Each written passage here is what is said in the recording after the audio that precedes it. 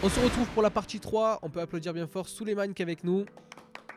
On a Ali, on a Malak et on a Ryan.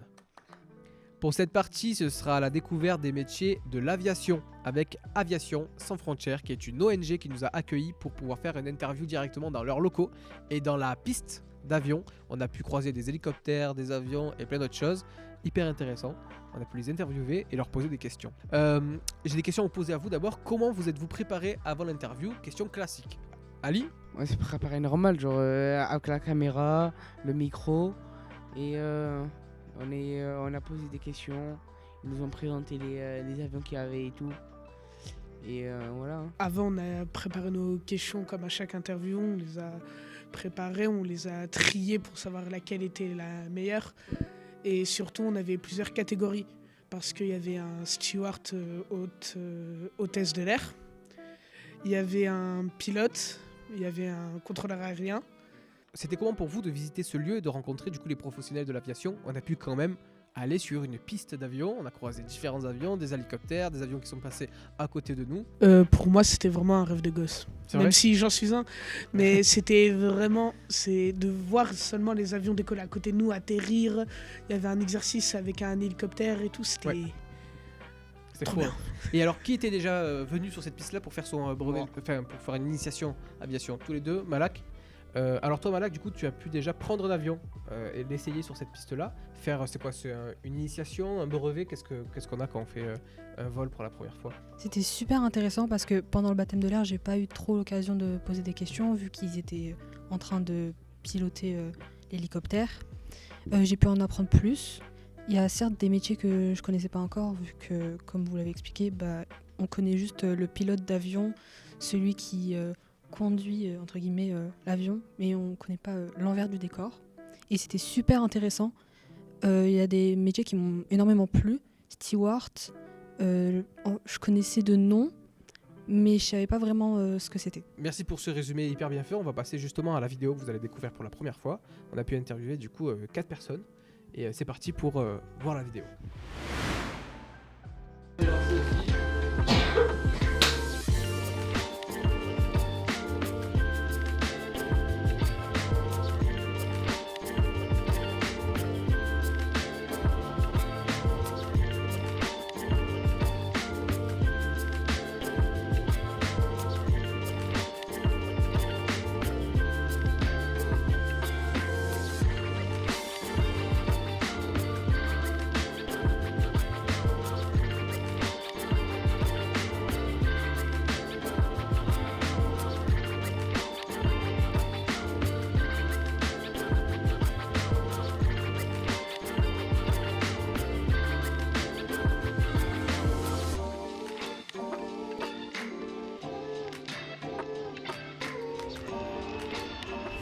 Bonjour, pouvez-vous vous présenter?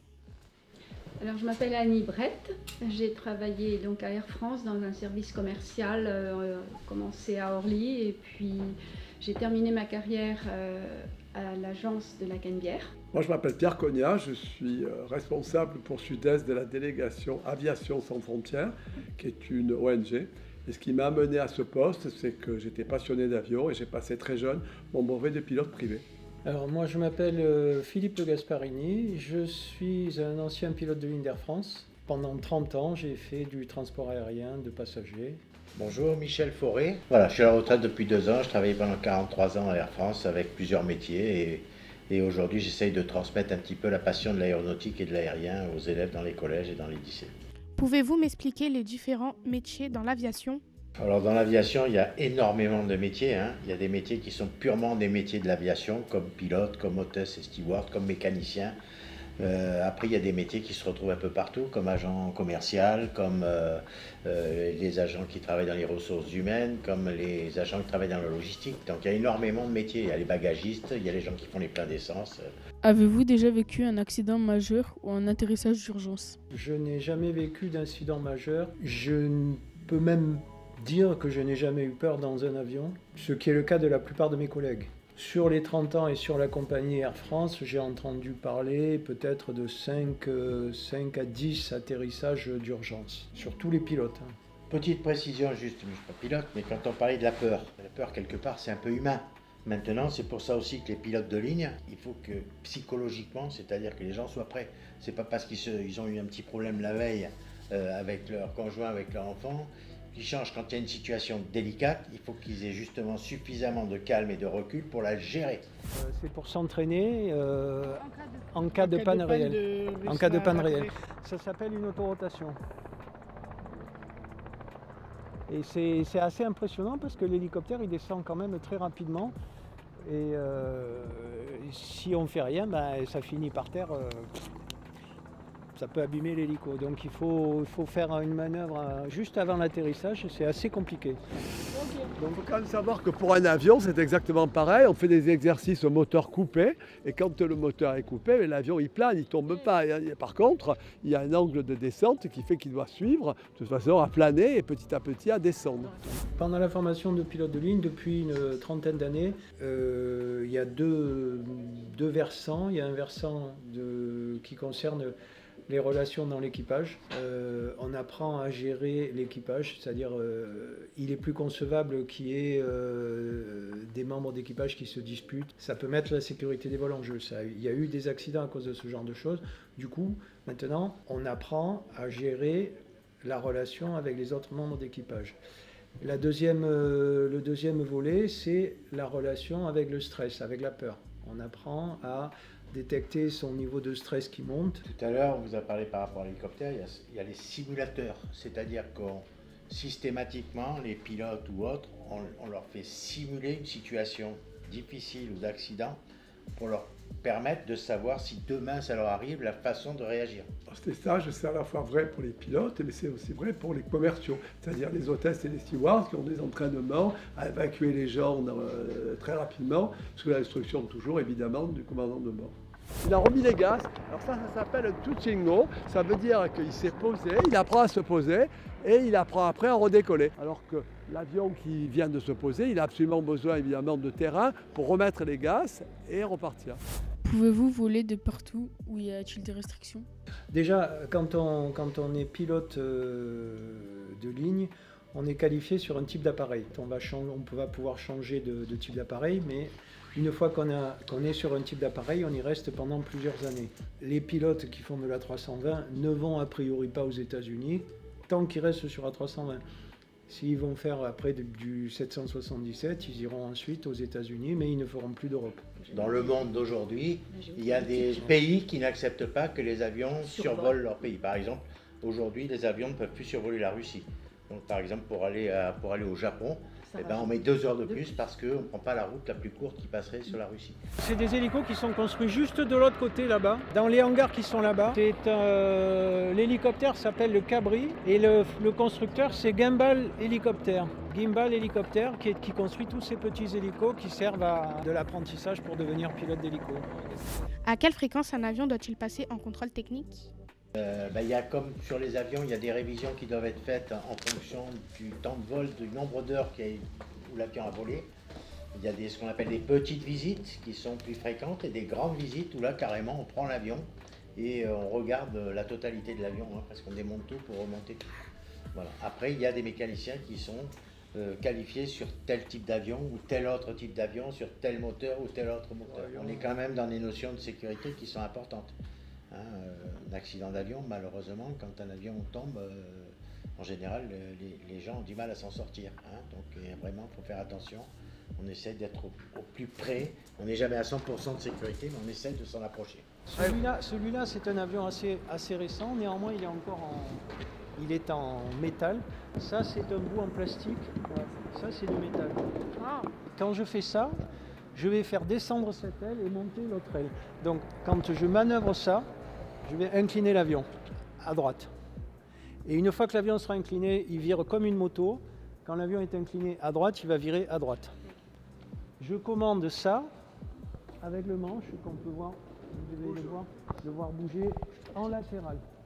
Cette commande, on la bouge en braquant le manche en avant, en arrière. Elle permet de faire monter ou descendre l'avion.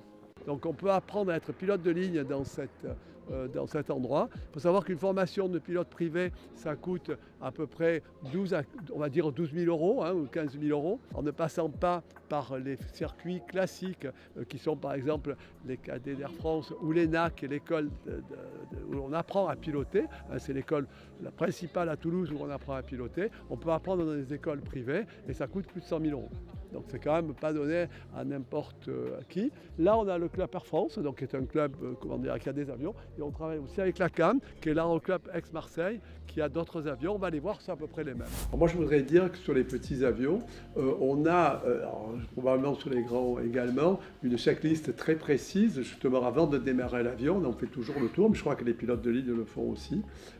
Et on contrôle aussi l'intérieur de l'avion. On peut toujours avoir oublié un tournevis, un marteau. Donc en fait, on est très vigilant avec l'achevé, donc une procédure à suivre qui permet de bien vérifier avant le décollage que tout est en place. On a là, c'est quoi ça, ce truc rouge? Un camion de pompiers. Oui, et pourquoi? En cas d'incident ou autre, sur un terrain d'aviation, il y a toujours, comment on appelle ça, un poste de secours, un poste de pompiers. Donc on a un camion qui est en permanence stationné avec 2 pompiers qui sont présents. Donc eux, mais même sur un terrain modeste comme celui-là, c'est pas Marignane ici, c'est pas Charles de Gaulle, c'est pas un terrain international, il n'empêche qu'il y a un contrôle sur la piste plusieurs fois par jour.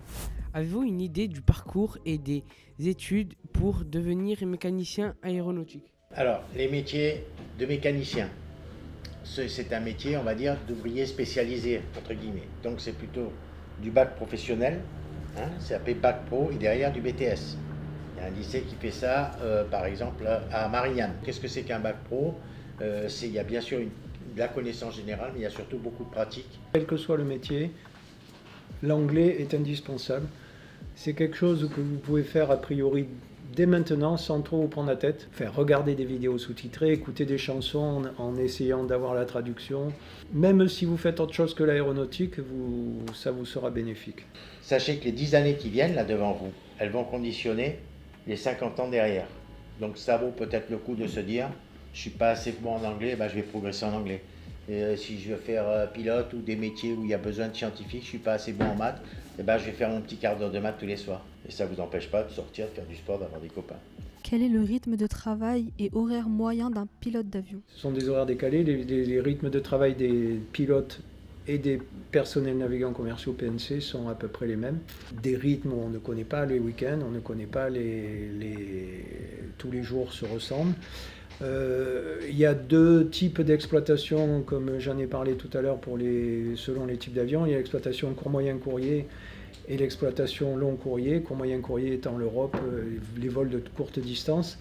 On peut faire jusqu'à 4 vols par jour. On va partir de chez soi avec le même équipage pendant 1 ou 4 jours. On va dormir dans des villes européennes, par exemple Berlin, Rome, Bordeaux, pendant 3 ou 4 jours.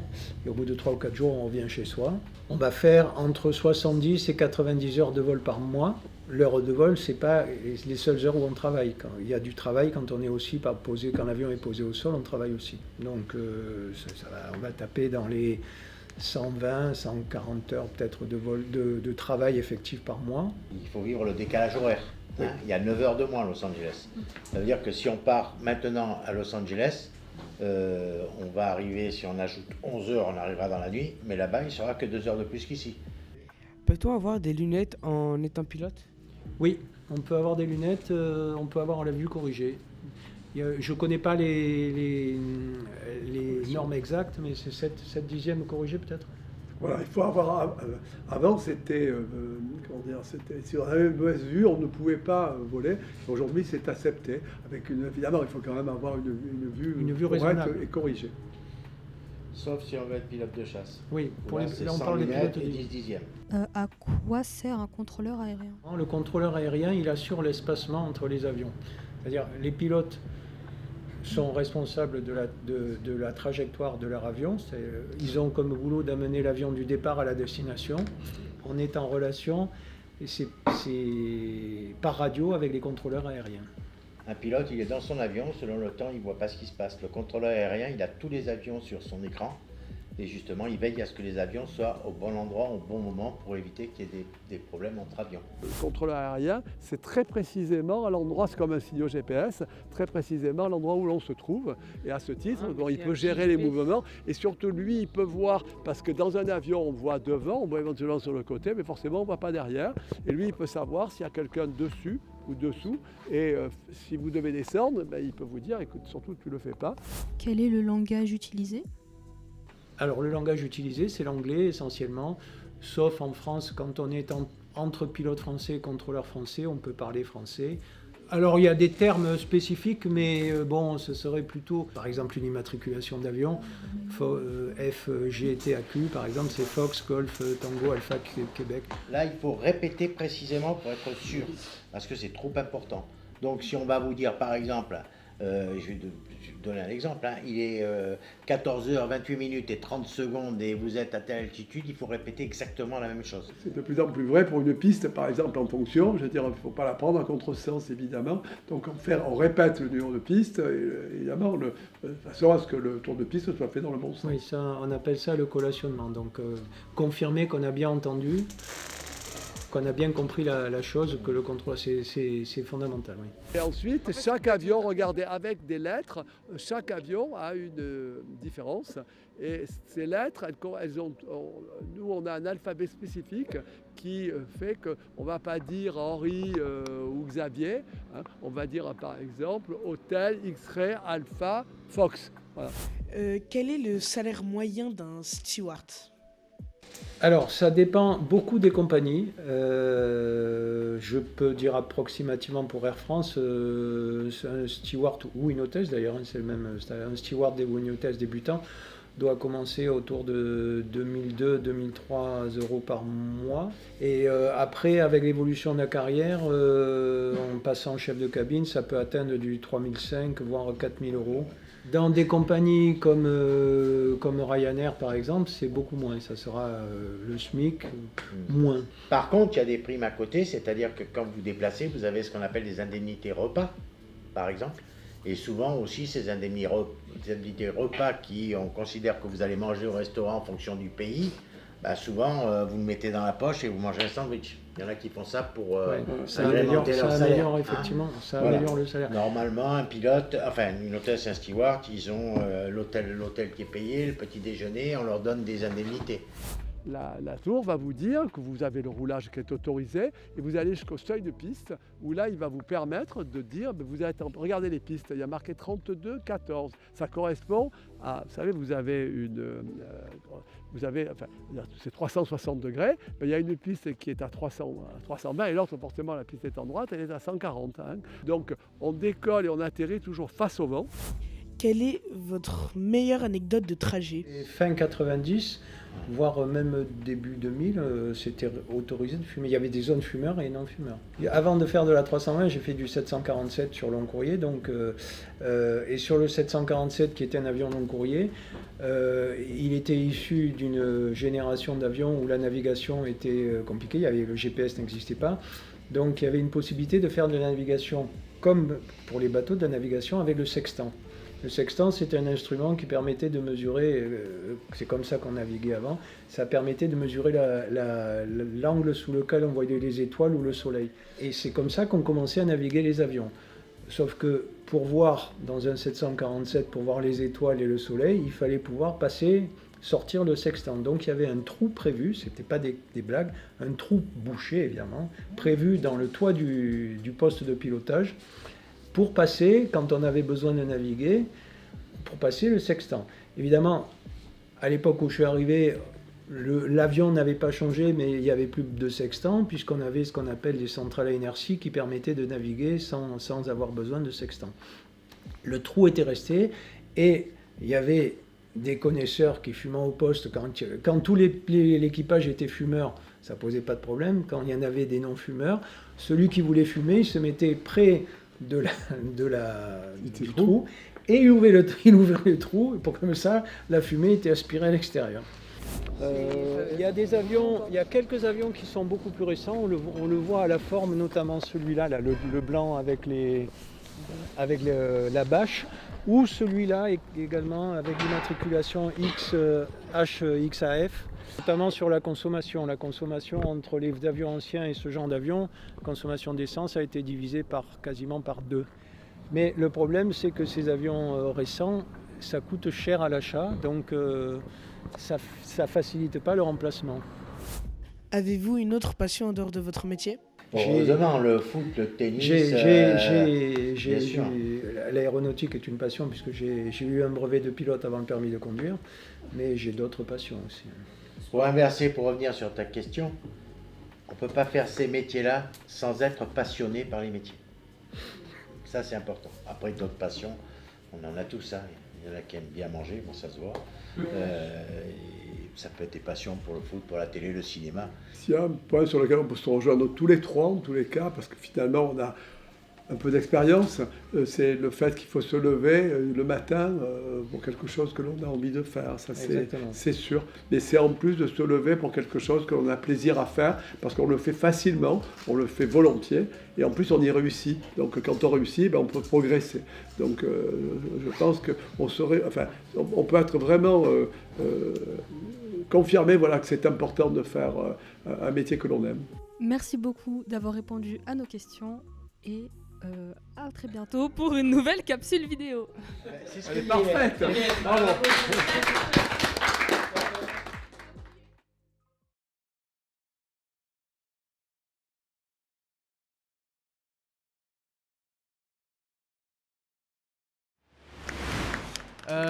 C'est parti du coup pour notre petit jeu, le quiz des métiers d'aviation. Maintenant, on va jouer à un jeu de ping-pong sur les métiers de l'aviation. Ce jeu se déroule entre 2 équipes et chaque équipe va s'affronter en donnant un métier de l'aviation, chacun son tour. Si une équipe ne trouve pas de réponse correcte ou prend trop de temps, l'équipe perd. La partie continue jusqu'à ce qu'une équipe ne puisse plus répondre correctement. Est-ce que vous avez compris? C'est ping-pong, un métier qui fait partie de l'aviation en général. Ils en parlent dans la vidéo, nous on en a trouvé au moins une vingtaine avec Nathan. Plus une quinzaine en tout cas. Ce que je fais, c'est que si vous savez pas, vous avez perdu. Après, par contre, vous avez une proposition. Si elle est fausse, vous avez le droit à une deuxième. Par contre, là, si la deuxième est fausse, vous avez perdu. Ok? Elle commencer gentiment. Ali, pilote, très bien. Mécanicien. Mécanicien, très bien. Steward. Steward, très bien. Contrôleur aérien. Contrôleur aérien, bien joué. Militaire. Alors oui, il y a des militaires dans les aéroports, donc je vous le compte. Copilote. Copilote, bravo, bien joué. Je pensais que vous allez pas le dire. Un bagagiste. Oui, un bagagiste, très bien. Il y a un peu de triche. Gérant commercial. Oui, très bien. La sécurité. La sécurité, exactement. Douanier. Douanier aussi. 5, 4, 3, 2. Ah oui, Vas-y, dis-le-moi avec tes mots, Souleymane. Une personne qui a des bâtons, Ouais. qui fait comme ça, et qui dirige l'avion. Ok. Il le place, quoi. C'est les agents de piste. Voilà, agents de piste. Je vous le compte parce que c'est avec vos mots. Donc avec vos mots, vous pouvez le dire aussi si vous voulez.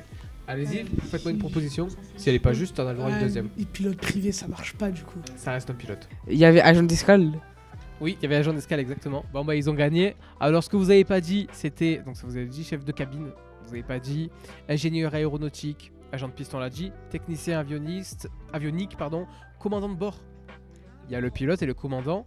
Il y a les responsables des opérations aériennes, ceux qui font des simulateurs de vol, les navigateurs, les opérateurs de la tour de contrôle, le responsable de maintenance aéronautique, l'inspecteur de sécurité aérienne, l'agent de sécurité, vous l'avez dit, responsable de logistique aéroportuaire et encore d'autres. Donc, vous avez gagné, mais c'était très serré. Moi, je pensais que ça allait être vous au début, sauf que vous êtes allé vite.